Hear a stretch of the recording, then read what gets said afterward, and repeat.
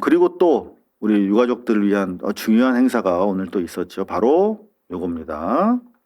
12구 이태원 참사 진상규명과 재발 방지를 위한 특별조사위원회 청문회에 출석한 김광호 전 서울경찰청장이 증인 선서를 거부하고 나섰다. 이게 이제 제일 큰 뉴스였는데요. 특조위 청문회, 이태원 참사 특조위 청문회가 있었는데 여기서도 또 충격적인 사실이 또 확인이 됐어요. 난 몰랐네. 이렇게까지는 정말 파도 끝이 없습니다. 이게 뭐냐면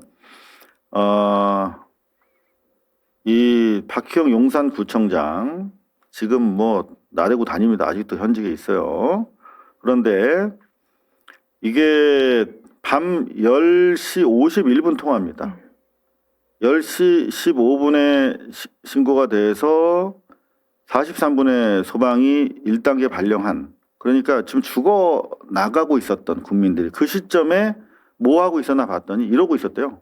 진보단체가 촛불 집회 후 삼각지 국방부 건너편 담벼락에 피켓을 붙여놓고 갔습니다. 어마어마하게요. 우리 구청 당직자들이 긴급히 다 피켓 제거 완료하였습니다.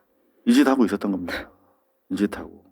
그리고 나서 진짜 이거는 정말 충격적인데요. 자, 이게 1시 3분이면 이제 피해자들 수습이 거의 완료될 상황이야. 근데 정제가 아니라 경호처에 있던 놈인데 요 놈이 이제 그런 거 지시했겠지. 그랬더니 고생하셨습니다. 차마 못 들겠다. 고생하셨습니다. 감사합니다. 이태원 압사 사고 안타깝고 걱정이네요.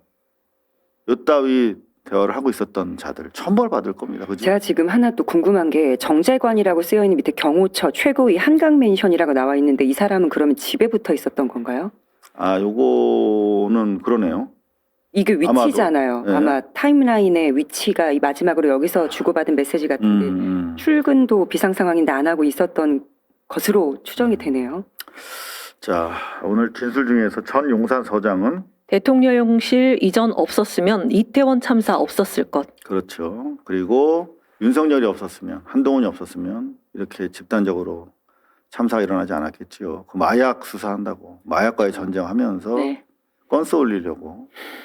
언론과 합동해서 그거를 대대적으로 보도할 생각으로 기자들도 다 데리고 가서 몇 시 출동 그런 식으로 했다가 결국 기자들한테 오늘 출동 없다라고 통보를 한 게 이 사건 발생과 무관하지가 않음에도 불구하고 이걸 철저히 진상을 숨긴 채 마치 거기서 좌파들이 무슨 뭘 하다가 일어난 것처럼 폭동을 일으킨 것처럼 이런 식으로 정말 참을 수 없는 일이죠. 이거는 진짜 도저히. 그렇죠. 네. 실제로 경찰 경력 운용도 마약 단속 위주로 했고 참사 이후에도 현장에서 혹시라도 뭐 마약 뭐 그런 거 있나 마약 수사팀이 먼저 현장을 검증한 그런 것도 정말 분노를 넘어서 인간에 대한 진짜 저렇게까지 할 수 있나라고 하는 실망을 줬던. 근데 이런 사람한테 재난대책 잘 했다고 상을 주려고 했다가 국민들이 반발하니까 그거 그때서야 취소하고 이번에도 나오려고 한 걸로 알거든요. 네. 지선에. 그게 여러 가지, 그러니까 사고 자체가 그냥 한 텀 지나가면 잊어버리고 또 우리가 해먹을 수 있다라는 그 관성이 박혀 있는 것 같아서 많이 안타깝고 화가 납니다. 6개월 뭐 1년이면 다 잊어. 백성들은 다 그래. 네. 그러고 언론을 통해서 계속 전환 이렇게 해온 거죠. 특히 용산이 많이 보수화됐다. 그러니까 누가 나가도 용산 된다. 그런데 사실상 지금 국힘을 달고 서울시 내에서 어느 구청장도 나오기가 쉽지가 않은 상황이라서 박희영 그럼 내가 한 번 더 나갈까?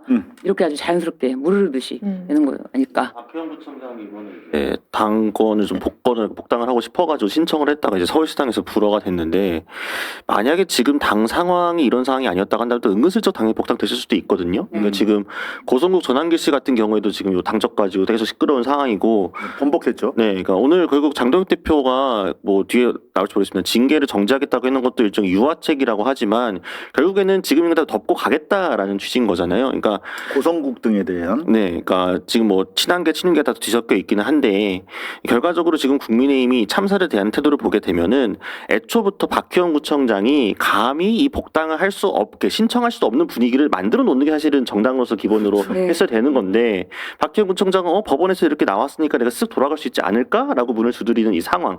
그리고 국민의힘에서는 만약에 지금 지금 또 배현진 서울시당 위원장이 날아가 있는 상태고 가처분이 이제 인용이 안 돼가지고 밖에 있었고 이 안에서의 얘기들은 뭐 친윤계 혹은 이제 그 당권파에 가까운 다른 누군가가 그 아무개가 서울시당 위원장을 하고 있었다고 한다면 박형 구청장 복당됐을 수도 있습니다. 그러니까 이 한편에 좀 블랙 코미디 같은 느낌도 들고 정말 끔찍하기도 한데 특히 이제 이태원 참사 같은 경우에는 저도 그 다음 날에 이제 현장 취재를 가서 후배랑 교대해주면서 되게 좀 마음이 많이 안 좋았거든요. 되게 좀 의미적 예, 트라우마죠. 그거. 그때 수습이 어느 정도 된 새벽 현장에서 들어갔음에도 불구하고 한동안 힘들었고 그 유가족들이 국회 와서 울부짖고 뭐하고 할 때 국민의힘이 어떤 태도를 취했는지 다 기억하고 있지 않습니까? 저는 종류가 무엇이든 아까 이제 뭐 무한공항 제주항공 참사도 나오고 했지만 어떤 참사든지 간에 당연히 정치적인 영향력을 있고 그에 맞춰서 정당이 대응할 수는 있겠습니다만 거기에서 정당이 이걸 어떻게든 정치적인 유불리를 따져가면서 최대한 자당에 유리하도록 뭔가 주판화를 튕기는 순간 정당의 존재 이유가 없다고 생각이 드는데 정치면 기자로서 그런 모습을 국민의힘은 너무 많이 보여주고 있다. 그래서 이런 참사를 전하는 입장에서 그러니까 이거는 정파의 문제는 아니잖아요. 개파의 문제도 아니고. 인간의 문제. 그렇죠. 인간 앞에서 휴머니즘의 문제니까 사람 앞에서는 우리가 국민의 누굴 뭘 대표해서 어떻게 정치를 하겠다고 하는 건지 정치의 수단이 뭐고 목적이 무엇인지에 대해서는 좀 정말 깊이 있게 반성하고 돌아보면 좋겠다. 요새 뭐 반성이 트렌드잖아요. 그래서 다들 반성했다고 하는데 국민이 정말 반성했다고 한다면 단순히 선언문과 결의문으로 끝나는 게 아니라 최소한 이런 것들에서 어떻게 할 것인지 구체적인 입장들이 나왔으면 좋겠습니다. 저 같은 경우는 사실 그 이제 청문회만으로는 너무나 이제 제한적이다. 청문회 과정에서 이제 고발할 수 있겠습니다만 사실은 저는 바로 그 다음 날 윤석열이 현장에 와가지고 말도 안 되는 소리 전혀 우리처럼 밤새도록 방송을 봤으면 사건 개요를 다 파악했을 텐데 아침에 와가지고 한다는 말이 어이고 뭐 뇌진탕 뭐 이런 운운하면서 그 우리 망자들의 혼이 어린 그 참사 현장을 막 이렇게 밟으면서 이렇게 여덟 팔자로 지나가는 걸 보면서 저거는 악마구나라는 생각을 했던 기억이 나는데 청문회 수준이 아니라 저는 뭐 처벌 여부를 떠나서 진실을 알고 싶어요. 그때 윤석열은 어디서 누구랑 어떤 술을 처마시고 있었는지 밤새도록 우리 국민들이 죽어가는 상황에서 TV 안 봤어요. 윤석열은. 그러면 그것도 반드시 좀 밝혀내야 하지 않을까. 그런데 지금 증인으로 안 나왔죠. 결국은.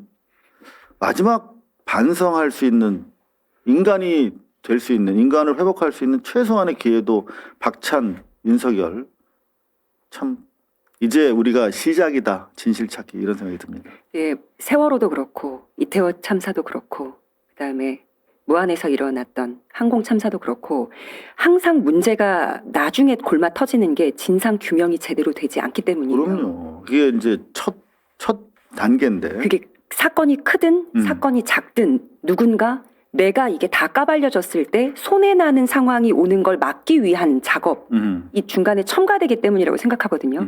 국힘이 됐든 대통령 전 대통령이 됐든 그때 내각에 있었던 사람이든 간에 그 길을 사고 현장의 길을 윤석열이 퇴근길로 차 타고 가고 있었단 말이에요. 그렇죠. 출퇴근하던 길이잖아요. 예. 네. 그래서 니네 누구의 이익 때문에 이 사건 덮으려고 했니?는 청문회 말고 이 한 사람에 대한 청문회가 아니라 국정감사를 통해서 좀 제대로 그러니까 이해 관계자들을 다 빼더라도 제대로 해서 앞으로 이와 같은 참사가 일어나지 않기 위해서는 앞에 쌓아놨던 산적한 모든 상황들이 좀 해소가 돼야 되지 않겠습니까? 맞습니다. 그래서 제발 잘 처리가 세월호부터 네. 시작이 됐으면 좋겠네요. 근데 대안책이라고 내놓은 게 해경 해체잖아요.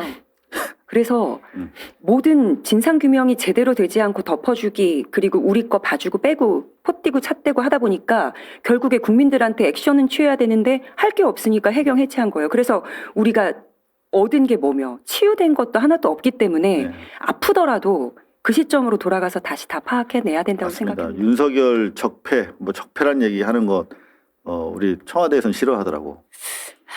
윤석열 때, 하지 않을까요? 네, 윤석열 때 있었던 모든 네. 이제 폐악질을 다 그렇죠. 다시 조사해야 네. 됩니다. 우리 곽우신 기자 같은 분이 다시 좀 나서주시죠. 제가요? 힘들어 있는 분들이. 네.